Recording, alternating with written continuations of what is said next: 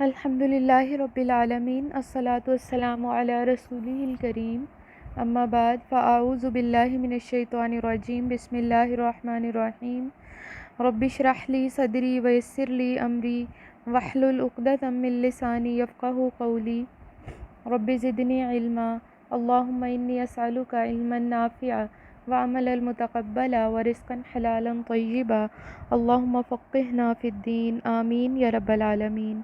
السلام علیکم ورحمۃ اللہ وبرکاتہ۔ اللہ تعالی ہم سب کو صحت اور ایمان کی اچھی حالتوں میں رکھے۔ ہم اسلامیات اختیاری برائے Punjab text book board FA کے نصاب کا باقاعدہ آغاز کر چکے ہیں۔ یہ نصاب 12ویں جماعت کے طلباء و طالبات کے لیے ہے۔ آج ہم سورہ البقرہ آیات 118 تا 121 مع ترجمہ و تشریح پڑھیں گے۔ سب سے پہلے آپ سے یہ کہنا چاہوں گی کہ اگر ابھی تک آپ نے ہمارے چینل کو سبسکرائب نہیں کیا تو چینل کو سبسکرائب کر دیں، ساتھ ہی ساتھ بیل آئیکن کو بھی دبا دیں تاکہ آنے والی ہر ویڈیو کا نوٹیفیکیشن سب سے پہلے آپ کو مل جائے۔ آپ اس ویڈیو کو لائک کریں اور اپنے دوستوں کے ساتھ بھی شیئر کریں، بہت شکریہ۔ ناظرین اکرام اور عزیز طلباء و طالبات، جیسا کہ آپ یہ بات اچھے سے سمجھ گئے ہوں گے، جانتے ہوں گے کہ یہ آپ کے لیے ایک لیکچر تیار کیا گیا تھا، لیکچر نمبر 20 اور 21، لیکن میں نے جب اس کو ایکسپلین کرنا شروع کیا تو میں نے یہ سوچا کہ اس میں کئی چھوٹے چھوٹے سب ٹاپکس ہیں جو کہ پڑھنے میں، جن کو سمجھنے میں آپ کو ہو سکتا ہے کوئی مشکل ہو، کوئی دقت ہو، اس وجہ سے میں نے ان کو مختصر کر دیا، اور آج ابھی یہ جو لیکچر نمبر 21 ہے اس میں بھی 20 کا کچھ حصہ شامل ہو رہا ہے، ٹھیک ہے؟ تو اس کو دیکھ کے آپ کنفیوز نہ ہوئیے گا۔ ہم نے پچھلے لیکچر میں یہود و نصارہ اور مشرکین کے آپس میں جھگڑے کے بارے میں پڑھا تھا کہ وہ محض شخصیت پرستی، مذہب اور مسلک پرستی کی بنیاد پہ جھگڑے کر رہے تھے، جن کا نتیجہ کیا ہوا کہ انہوں نے مسلمانوں کو، ان میں سے کس نے؟ مشرکین مکہ نے مسلمانوں کو بیت الحرام سے روک دیا، بیت اللہ سے روک دیا۔ اس سے ریلیٹڈ کافی ڈیٹیل ہم نے پڑھی تھی، اور اس کے علاوہ کیا ہوا کہ انہوں نے قبلے یعنی اس سے جو اگلی آیت ہے اس میں قبلے سے ریلیٹڈ ڈسکشن ہے کہ مسلمانوں پہ اعتراض کیا تھا نا کہ یہ پہلے بیت المقدس کی طرف منہ کرتے تھے، منہ کر کے نماز پڑھتے تھے، اور بعد میں انہوں نے قبلہ کیوں بدل لیا؟ تو پھر اس پر اللہ رب العزت نے یہ فرمایا کہ جو مطلب اللہ رب العزت ہر طرف ہے، وَلِلَّهِ الْمَشْرِقُ وَالْمَغْرِبُ فَأَيْنَمَا تُوَلُّوا فَثَمَّ وَجْهُ اللَّهِ إِنَّ اللَّهَ سَمِيعٌ عَلِيمٌ، إِنَّ اللَّهَ وَاسِعٌ عَلِيمٌ، یعنی اللہ تنگ نظر نہیں ہے، تنگ دل نہیں ہے۔ اس کے بعد یہ بھی آپ کو بتایا تھا کہ یہ آیت جب فولی وجہ کا شطر المسجد الحرام والا حکم نازل ہوا تو یہ والی آیت منسوخ ہو گئی۔ اس کے بعد جو اگلی آیت ہے اس میں عیسائیوں کے ایک خاص عقیدے کی طرف اشارہ ہے، جس میں یہ لوگ کہتے ہیں کہ حضرت عیسیٰ علیہ السلام اللہ کے بیٹے ہیں، نعوذ باللہ۔ تو اللہ رب العزت نے قرآن کریم میں اس کا رد بیان کیا ہے، سبحانہ بل لہ من فی السماوات والارض کل اللہ قانتون، کہ اللہ رب العزت کے لیے تو آسمان و زمین ہے اور وہ واحد و یکتا ذات ہے، اسے بیٹے کی کیا ضرورت ہے، اور تمام چیزیں اسی کی فرما بردار ہیں، اسی کے سارے مطیع و فرما بردار ہیں۔ اس سے ہمیں کیا پتہ چلا کہ اللہ کے فرما بردار اس کائنات کی ہر شے ہے۔ اور اس سے اگلی آیت میں ہم نے یہ پڑھا کہ اللہ رب العزت جس کام کو کرنے کا ارادہ کرتے ہیں اسے کرنے کے لیے کن کہتے ہیں تو وہ کام ہو جاتا ہے۔ وَإِذَا قَضَىٰ أَمْرًا فَإِنَّمَا يَقُولُ لَهُ كُن فَيَكُونُ، إِنَّمَا أَمْرُهُ إِذَا أَرَادَ شَيْئًا فَإِنَّمَا يَقُولُ لَهُ كُن فَيَكُونُ، ٹھیک ہے؟ تو اس کے بعد کیا ہوا؟ اگلی جو آیت مبارکہ ہے اس میں پھر مشرکین کے عقائد کی طرف اشارہ ہے کہ یہ کیا کرتے ہیں۔ وَقَالَ الَّذِينَ لَا يَعْلَمُونَ، اور کہا ان لوگوں نے جو علم رکھتے ہیں، علم نہیں رکھتے، کون؟ مشرکین، لولا یکلمون اللہ، کہ اللہ ہم سے خطاب کیوں نہیں کرتا، اللہ ہم سے کلام ڈائریکٹلی ہم سے بات کیوں نہیں کرتا، تمہارے ذریعے کیوں ہم سے بات کر رہا ہے؟ یا اللہ نے پیغمبر کیوں بنا کے تمہیں بھیجا ہے؟ اللہ کو چاہیے تھا اگر ہم سے عمل کروانا تھا تو ہم سے خود بات کرتا، تمہیں کیوں بھیجا ہے انہوں نے؟ او تأتینا آیا، یا اپنی نشانیاں واضح کرے۔ یہ جو نشانیاں واضح ہو گئی تھیں، ان کے علاوہ کوئی کسر رہ گئی تھی کہ نشانیاں واضح ہوں؟ بہرحال انہوں نے یہ بھی کہا کہ اللہ رب العزت یا تو ہم سے کلام کرے یا ہم پر مزید نشانیاں واضح کرے، ٹھیک ہے۔ کذالک قال الذین من قبلہم مثل قولہم، اسی طرح سے کہا ان لوگوں نے جو ان سے پہلے تھے، اسی طرح سے کہا ان لوگوں نے جو اس سے پہلے تھے۔ تشابہت قلوبہم، ان کے دل آپس میں ملے ہوئے ہیں۔ قد بینا الآیات لقوم یوقنون، اور ہم اپنی نشانیاں کھول کھول کر بیان فرماتے ہیں ان لوگوں کے لیے جو یقین رکھتے ہیں، جن کا ایمان پختہ ہے، ان کے لیے ہم نشانیاں بیان کرتے ہیں۔ ہم عام لوگوں کے لیے نشانیاں بیان نہیں کرتے کیونکہ انہیں تو کوئی اثر ہی نہیں ہونا، ان نشانیوں کی کوئی سمجھ ہی نہیں آنی، اس وجہ سے۔ اب آپ یہاں دیکھیں کہ یہ جو بات ہوتی ہے، پہلے تھوڑا سا ڈسکس کیا جاتا ہے اس قوم کے حوالے سے جس کی بات کرنی ہو اللہ تعالیٰ نے، پھر اس کے بعد کہا جاتا ہے کہ یہ جو عقائد ہیں ان کے، اسی طرح کے عقائد ان کے پہلے لوگوں کے بھی تھے۔ اس سے ہمیں کیا پتہ چلا؟ یعنی جیسے یہ ہیں ویسے ہی وہ تھے، جس طرح انہوں نے کیا ویسے ہی پہلوں نے کیا۔ یہ کیا بات ہے؟ یہ کس وجہ سے ایسا ہوتا ہے؟ کیونکہ انسانی نفسیات جو ہے وہ ہر دور میں ایک جیسی ہوتی ہے۔ انسانی نفسیات میں کسی قسم کی کوئی چینجنگ نہیں ہو سکتی، اور اس میں کسی قسم کی کوئی تبدیلی پیدا نہیں ہو سکتی۔ اس وجہ سے یہاں پہ بھی اسی چیز کی طرف اشارہ ہے کہ انسانی نفسیات چونکہ سملر ہے، جو لوگ مشرق میں ہیں وہی مغرب میں ہیں، جو شمال میں جنوب میں سارے ایک جیسے لوگ ہیں، ان کا مینٹل لیول ایک جیسا ہے۔ ہاں، حالات و واقعات کی وجہ سے تھوڑی بہت کوئی چینجنگز آ جاتی ہوں گی، لیکن ان کا جو مینٹل لیول ہے وہ ایک جیسا ہی ہے، اس میں کسی قسم کی کوئی تبدیلی نہیں ہے۔ اس کے بعد ہم دیکھیں کہ اس کی وجہ کیا تھی کہ کس وجہ سے انسان کی نفسیات ایسے ہوتی ہے، اور اس کی وجہ ہے ظاہر پرستی، دنیا پرستی۔ یعنی جب انسان دنیا پرستی میں مگن ہو اور دنیاوی عیش پرستی کو سب کچھ سمجھے، اور ان لوگوں کو اپنا معتبر اور ان لوگوں کو زیادہ افضل اور برتر سمجھے جن کے پاس پیسے اور دولت کی ریل پیل ہو، انہیں وہ سب کچھ سمجھے، ٹھیک ہے۔ تو یہ وہ لوگ ہیں جن کے بارے میں یہ بات کی جا رہی ہے۔ اس طرح کے لوگ جو ہیں نا وہ انبیاء کرام کو جھٹلاتے رہے ہیں، انبیاء کرام کو جو جھٹلاتے رہے ہیں۔ آگے ان کا آپ اگلے سپاروں میں ان کا جو تذکرہ پڑھیں گے کہ انہوں نے انبیاء کو جھٹلایا، اور ان کو کس وجہ سے جھٹلایا کہ جیسے سردار جو تھے وہ امیر ہوتے تھے اور انبیاء کرام علیہم السلام امیر نہیں ہوتے تھے، اس لیے ان کی پرائیورٹی پیسہ تھی۔ انہوں نے کہا کہ بھئی ہم ایک ایسے بندے کو، غریب لوگ تو ایمان لے آتے تھے مگر سردار کیوں نہیں لاتے تھے؟ وہ یہ کہتے تھے کہ اگر یہ اللہ کا نبی ہوتا فلاں بندہ، تو اللہ چونکہ واحد و یکتا ذات ہے، سب سے افضل و برتر ذات ہے، تو پھر اللہ نبی بھی کوئی اچھا، کوئی ہائی لیول کا، کوئی ایسے پیسے والا امیر ترین نبی بھی اللہ بھیجتے۔ اب اللہ تعالیٰ کی حکمتوں سے تو انسان نہیں واقف ہے نا، اس لیے کمزور انسان اپنے ذہن کے فطور کی بنیاد پر اس طرح کی باتیں کرتا ہے۔ تو یہ اسی چیز کو رد کیا گیا ہے، اور قرآن کریم میں نشانیاں صرف ان لوگوں کے لیے ہیں جو عقل رکھتے ہیں۔ یہاں سے پھر یہ وہی چیز جو میں نے آپ سے کوئی تیسرے چوتھے لیکچر میں کی تھی کہ علم یقینی پیدا ہوتا ہے۔ علم یقینی اگر انسان میں ہو تو ایمان پختہ ہوتا ہے۔ ایمان اور علم کا آپس میں اتنا تعلق ہے، باقی جو تحقیق ہوتی ہے ریسرچ والا علم، اس میں اس چیز کی ضرورت نہیں ہوتی۔ سمعنا و اطعنا، جیسے سنا ہم نے اطاعت کر لی، اس کا مطلب یہ ہے کہ اللہ کی لائی ہوئی نشانیاں، اللہ کی لائی ہوئی آیات ہم نے جیسے پڑھی اور ہمیں یقین آ گیا، بس ہمیں اس سے ریلیٹڈ ریسرچ ورک کی ضرورت نہیں ہے۔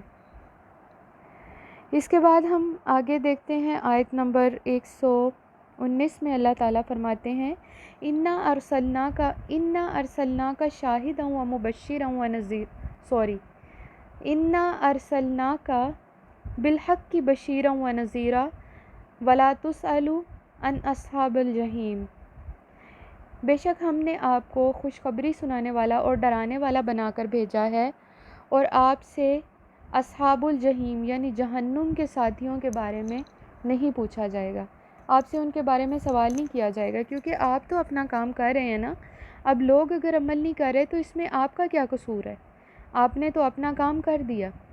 نبی پاک صلی اللہ علیہ وآلہ وسلم کے مشن، آپ کے مقصد، آپ کے پرپس کے بارے میں سورہ مائدہ میں اللہ رب العزت نے انہیں تلقین فرمائی، یا ایھا الرسول بلغ ما انزل الیک من ربک وان لم تفعل فما بلغت رسالتہ، اے رسول صلی اللہ علیہ وآلہ وسلم پہنچا دیجئے جو آپ کی طرف آپ کے رب کی طرف سے اتارا گیا یا نازل کیا گیا، اگر آپ نے ایسا نہ کیا تو آپ نے پیغام رسالت نہیں پہنچایا۔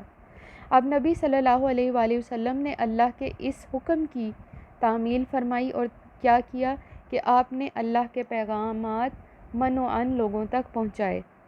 اسی مضمون کو سورہ احزاب میں اس طرح سے بیان کیا گیا ہے، یا ایھا النبی انا ارسلناک شاہدا ومبشرا ونذیرا وداعیا الی اللہ باذنہ وسراجا منیرا، یعنی یہاں پہ بھی یہی بات ہے کہ خوشخبری سنانے والا اور ڈرانے والا دونوں طرح سے آپ کو بنایا گیا ہے، یعنی آپ نیک لوگوں کو، اعمال صالح کرنے والوں کو ان کے بہترین اجر کی خوشخبری سنائیں، اور وہ لوگ جو ضدی ہیں یا جن پر اللہ کی آیات کا اثر نہیں ہوتا ہے تو ان کو دھمکا کے، ڈرا کے، انہیں عذاب کی وعیدیں سنا کر اللہ کی حکمت پر آمادہ کریں، اور خاص طور پر اللہ کی طرف ان کو راغب کریں۔ لیکن اگر پھر بھی وہ راغب نہ ہوں، ظاہر ہے ان کا ٹھکانہ جہنم ہوگا، اور ایسے لوگوں کے بارے میں آپ سے نہیں پوچھا جائے گا کم از کم، کیونکہ آپ نے تو اپنا کام کر دیا۔ اب جو یہ کر رہے ہیں اپنی وجہ سے کریں، انہی سے پوچھا جائے گا ان کے تمام اعمال کے۔ اس کے بعد ہم دیکھیں وَلَن تَرْضَىٰ عَنْكَ الْيَهُودُ وَلَا النَّصَارَىٰ، اور یہود و نصارہ آپ سے ہرگز راضی نہ ہوں گے، حتیٰ تتبع ملتہم، یہاں تک کہ آپ ان کی پیروی کر لیں، یعنی کہ یہاں تک کہ آپ ان کے دین میں ہی کیوں نہ آ جائیں۔ یہاں پہ ایک سوال پیدا ہوتا ہے کہ کیا بنیادی طور پر دین جو اللہ رب العزت نے نازل کیا تھا وہ اسلام تھا یا یہودیت یا نصرانیت، کون سا تھا؟ قرآن کریم میں آتا ہے ہُوَ سَمَّاکُمُ الْمُسْلِمُونَ، یہ سارے کے سارے مسلمان ہیں، کوئی یہودی، کوئی عیسائی، کوئی مشرک نہیں تھا، اللہ نے کسی کو اس طرح سے نہیں پیدا کیا تھا، یہ سارے عقائد ان لوگوں نے خود بنائے ہیں، ٹھیک ہے۔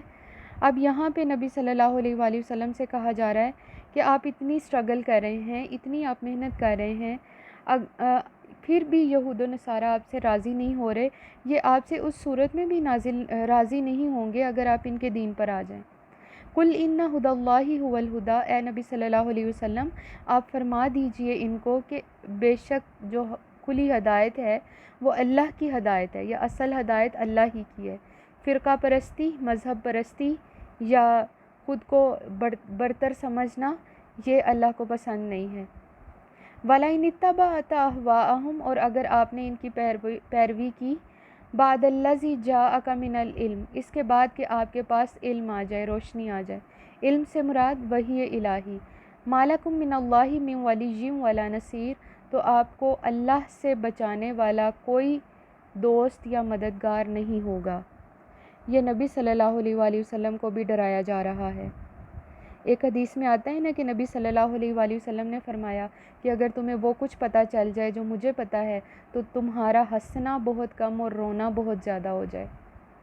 تو دیکھیں یہاں پہ اللہ کے پیغمبر کو وعید سنائی جا رہی ہے کہ اگر آپ نے انہی کی طرح خواہشات کی پیروی شروع کر دی تو اللہ رب العزت سے آپ کو کوئی بچا نہ پائے گا۔ کیوں؟ کیونکہ اگر نعوذ باللہ، اگر، ویسے ایسا نہیں ہو سکتا تھا، پاسیبل ہی نہیں تھا کہ نبی صلی اللہ علیہ وسلم ایسا کریں۔ یہ ایک مثال بیان کی جا رہی ہے، اس کی وجہ کیا تھی؟ ایک تو اس کی وجہ یہ تھی کہ لوگوں کے سامنے یہ واضح کر دیا جائے کہ یہ کلام اللہ رب العزت اتارتے ہیں، نبی صلی اللہ علیہ وسلم اپنی خواہش سے نازل نہیں فرماتے، اپنی خواہش سے ان کو نہیں سناتے۔ وَمَا يَنطِقُ عَنِ الْهَوَىٰ إِنْ هُوَ إِلَّا وَحْيٌ يُوحَىٰ۔ دوسری اس کی وجہ یہ تھی کہ یہ لوگ ان میں سے اگر کوئی لوگ یا ان میں سے کوئی ایسے لوگ جو نبی صلی اللہ علیہ وآلہ وسلم کا رتبہ، ان کا مقام بڑھا کر الوہیت پر لے آئیں تو اس چیز کو ناپسندیدہ قرار دیا گیا ہے۔ وہ یعنی کہ اس بات کی ایک طرح سے مذمت ہو رہی ہے یہاں پہ کہ اللہ رب العزت نبی صلی اللہ علیہ وسلم کو وارن کر رہے ہیں کہ اگر آپ نے ان کی پیروی کی تو آپ کو بھی ہم سے کوئی بچا نہ سکے گا۔ تو اس سے ہمیں کیا سمجھنا چاہیے کہ وہ اللہ کے رسول تھے، پیغام پہنچانے والے تھے، انہوں نے وہی کیا جو اللہ نے کہا اور اللہ کے بتائے ہوئے طریقوں پر انہوں نے زندگی گزاری اپنی۔ الذین آتیناہم الکتاب، وہ لوگ جن پر ہم نے کتاب اتاری، کتاب سے مراد قرآن کریم۔ یہ اس دور کے لوگ بھی ہو سکتے ہیں اور اس دور کے بھی، کیونکہ قرآن سب کے لیے نازل کیا گیا تھا۔ یتلونہ حق تلاوتہ، وہ اسے ایسے پڑھتے ہیں، اس طرح سے اس کی تلاوت کرتے ہیں جیسے اس کو پڑھنے کا حق ہے۔ تو کیا ہوگا؟ وَمَن یکفر بہ، اور کوئی بھی ایسا شخص جو اس سے پھر گیا، فَأُولَٰئِکَ هُمُ الْخَاسِرُونَ، تو یہی لوگ خسارہ پانے والے۔ یہاں اس آیت مبارکہ میں دو طرح کے لوگوں کی بات ہو رہی ہے۔ ایک تو وہ لوگ جو کہ ہدایت پکڑیں گے اس کتاب کے ذریعے۔ قرآن کریم پڑھنا جس پڑھ لینا ہی کافی نہیں ہے۔ بعض لوگ قرآن کریم کی بہت خوبصورت تلاوت کرتے ہیں لیکن ان کے جو الفاظ ہیں وہ ان کے دلوں میں اتر نہیں پاتے، قرآن کے الفاظ کا اثر ان کے دلوں میں نہیں ہوتا۔ تو ایسے لوگوں کے لیے جو ہے اللہ رب العزت نے ایک طرح سے عذاب کی وعیدیں بھی سنائی ہیں، کیونکہ ان کی عملی زندگی میں قرآن تو نہیں ہے نا کہیں بھی، یہ تو جسٹ دکھاوے کے لیے قرآن پڑھ رہے ہیں تھوڑا سا۔ تو اللہ تعالیٰ نے یہاں پہ دو طرح کے لوگ، چھوٹی سی آیت ہے اور دو طرح کے لوگوں کی بات ہے۔ ایک تو وہ لوگ جو ہدایت پکڑیں گے، ان کا ایمان پختہ ہوگا۔ ہم نے پیچھے پڑھا تھا والذین یؤمنون بما انزل الیک وما انزل من قبلک، یہ اسی چیز کی مزید وضاحت ہے کہ کتاب کو مضبوطی سے تھامنا ہے، اور اس کتاب کو نہ صرف تھامنا ہے بلکہ اس کو پڑھ کے اس پر عمل کر کے اللہ رب العزت کے قریب ہونا ہے، اپنی زندگیوں میں اس کو شامل کرنا ہے۔ اچھا، اس کی ایک تو یہ ہوتی ہے صورت کے قرآن کی تفسیر سمجھی جائے، اس کو پڑھا جائے، اس پر عمل کیا جائے، اور اس کے علاوہ قرآن کریم پڑھنے کے لیے عربی زبان و ادب پر عبور ہونا ضروری ہے۔ اس کے ساتھ ساتھ قرآن کریم کی تجوید، قرأت اور تفسیر اچھے طریقے سے سیکھنی اور پڑھنی چاہیے۔ ہم دنیا کے جہاں باقی کام کرتے ہیں ان کو چھوڑ کے، اگر آپ انہیں نہیں بھی چھوڑتے، جسٹ فار ایگزامپل، تو قرآن کریم پڑھیں۔ میں نے سائنس میں بہت سارے ایسے بچے دیکھے ہیں جو قرآن کریم اتنا اچھا پڑھتے ہیں کہ دل خوش ہوتا ہے۔ یقین کریں، میں نے سائنس کے بچوں کو بھی اسلامیات پڑھائی ہے، تو مجھے خوشی ہوتی ہے ان لوگوں کو دیکھ کر جو ماشاءاللہ اتنا اچھا قرآن کریم سمجھتے ہیں اور اس کو پڑھتے ہیں، تو میرا دل، میں ان پہ پراؤڈ فیل کرتی ہوں۔ اس کے برعکس میں یہ کہتی ہوں کہ یہ جو اسلامیات الیکٹیو ہے نا، یہ آرٹس کے بجائے نا سائنس میں آنی چاہیے تھی، کہ سائنس والے بچے، ذرا انٹیلیجنٹ بچے اس کو پڑھتے اور اس پر غور و فکر کرتے۔ باقی جو دوسرا جو اسٹف آتا ہے، ان میں تو اکثر بچے ایسے ہوتے ہیں جو کہ قرآن کریم کا تلفظ بھی صحیح سے ادا نہیں کرتے اور اس کے لیے کوشش بھی نہیں کرتے۔ تو بہرحال عزیز طالبات، ان چیزوں کی طرف توجہ دینا ہمارے لیے ایک طرح سے بنیادی ضرورت ہے، کیونکہ میں بار بار آپ سے یہ بات کہتی ہوں کہ ہم ایک پلیٹ فارم میں بیٹھے ہوئے ہیں اور اس میں کب ہماری گاڑی کا ہارن بج جائے اور ہمارا بلاوا آ جائے ہمیں نہیں پتہ۔ ہمیں اس چیز کی تیاری رکھنی ہے اپنے لیے، اور اس تیاری کا جو فرسٹ سٹیپ ہے وہ یہ ہے کہ ہم قرآن اچھے طریقے سے سمجھ کر پڑھیں۔ اللہ تعالیٰ ہم سب کی غلطیوں کو درگزر فرمائے، ہمیں معاف فرمائے۔ اللہ تعالیٰ ہم سب کی چھوٹی بڑی تمام خطاؤں کو معاف فرما دے۔ اللہ رب العزت ہم سب سے یہ تھوڑا سا پڑا ہوا بہت سارا جان کے مقبول و منظور فرما لے۔ یا اللہ تو ہمیں معاف فرما دے، ہماری خطاؤں کو درگزر فرما دے۔ گفتگو میں اگر مجھ سے کوئی غلطی ہو گئی ہو تو اللہ کی بارگاہ میں توبہ کرتی ہوں۔ وآخر دعوانا ان الحمد للہ رب العالمین۔ سبحانک اللہم و بحمدک، اشہد ان لا الہ الا انت، استغفرک و اتوب الیک۔ والسلام علیکم ورحمۃ اللہ وبرکاتہ۔